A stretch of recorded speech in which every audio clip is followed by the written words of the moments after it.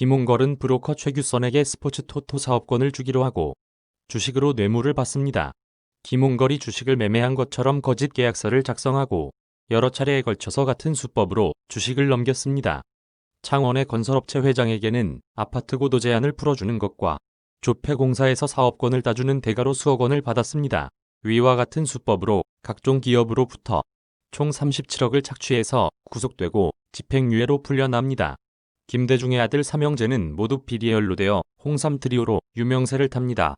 아버지가 대통령이면 자기가 대통령이 된 것처럼 비리를 저지릅니다. 특별한 직책도 없던 반건달 김홍걸은 대가성이 없다는 판결을 받고 추징금 일부만 내고 37억에서 상당수 금액을 고스란히 가져갑니다.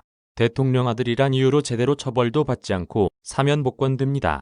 김홍걸은 이휘호가 유언장에서 노벨 평화상 상금 8억 원은 김대중 기념사업회에 기부하고 동교동 본관은 김대중 부부의 기념관으로 사용하라는 말을 어기고 30억 원이 넘는 사절을 자기의 명의로 해놓고 은행에 있던 8억 원도 빼내서 착복합니다. 여기에 열받은 김홍업은 법원에 가처분 금지 신청을 했습니다.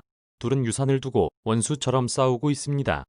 제야인사 개훈재와 이휘호는 연인이었습니다. 개훈재가 감방을 드나들면서 폐결핵에 걸린 사이에 김대중이 그 사이에 끼어들어 이휘호를 가로챕니다. 그래서 낳은 자식이 김홍걸입니다. 이복 형제들이라 사이가 안 좋습니다. 법적으로 김홍업에게 이휘호는 계모이고 특별히 유서에 박지 않은 이상 유산에 손을 댈 수가 없습니다. 이 점을 잘 아는 영악한 김홍걸이 재산을 손쉽게 먹을 수 있는 이유입니다.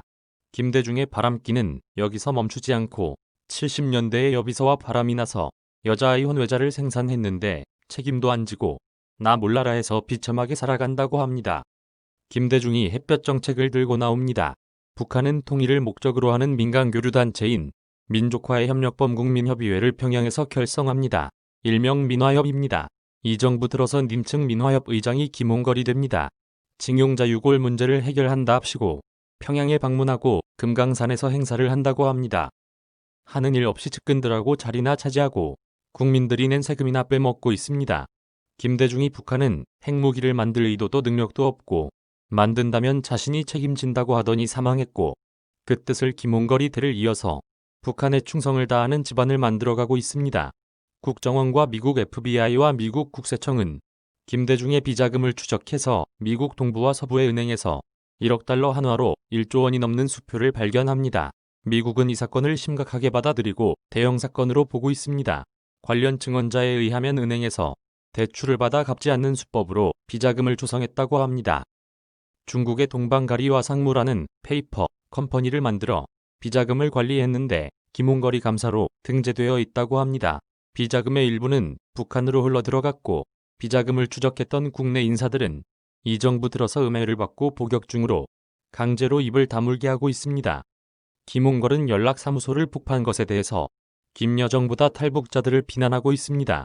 대북전단이 탈북자들의 돈벌이 수단으로 이용되고 있어 북한을 자극하는 비라 살포를 금지하는 법안을 발의하겠다고 합니다.